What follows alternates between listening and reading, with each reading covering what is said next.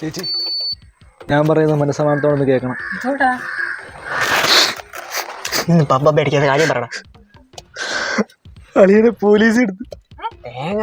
ചേച്ചി, ഞങ്ങൾ ഇങ്ങോട്ട് റിപ്പിൾ സെർച്ച് വരുന്ന വഴി അപ്പുറത്തെ ചേച്ചിന് പോലീസുകാർ ഇപ്പോൾ ഉണ്ടായിരുന്നു. പോലീസുകാർ ഞങ്ങളെ പിടിച്ച്. അപ്പം അണ്ണനും പോലീസുകാരും തമ്മിൽ പ്രശ്നമായി. അങ്ങനെ അണ്ണനെ പോലീസുകാർ പൊക്കി എടുത്തുകൊണ്ട് പോയി. ജനമൈത്രി പോലീസാണ് കൊണ്ടുപോയിരിക്കുന്നത്. എന്തോ ആവുമോ എന്തോ. എന്റെ ചേട്ടൻ പോയേ, എനിക്കിനി ആരുണ്ട്?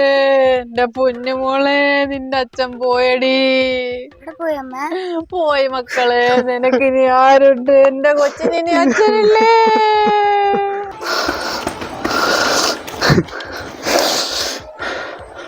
ഒരളിയന്റെ സ്ഥാനത്തു നിന്നുള്ള കർമ്മങ്ങളെല്ലാം എനിക്ക് ചെയ്യണം. മോങ്ങാത്ത കാര്യം പറ. ഒരുപാട് പൈസ ചെലവുണ്ട്.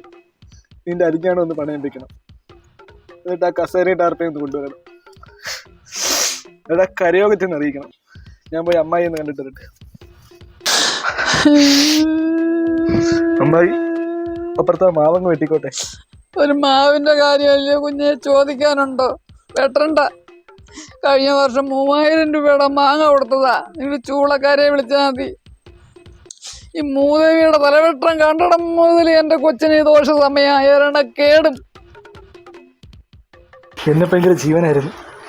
ഇനി പ്രേതമായിട്ടൊന്ന് ശല്യപ്പെടുത്തുന്നോ എന്തോ.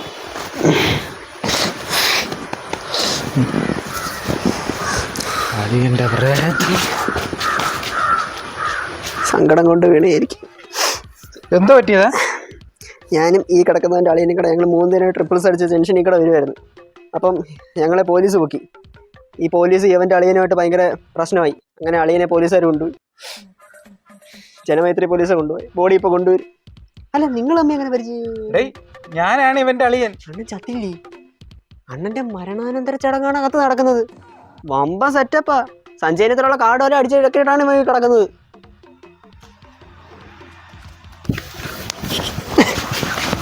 ആരാടാ പറഞ്ഞ ഞാൻ മരിച്ചെന്ന്? ഒരു അളിയന്റെ കടമയെ ഞാൻ ചെയ്തോളൂ. ജനമൈത്രി പോലീസല്ലേ കൊണ്ടുപോയത്. അണ്ണാ, അതേ ചൂളക്കാരത്തി പൊക്ക്.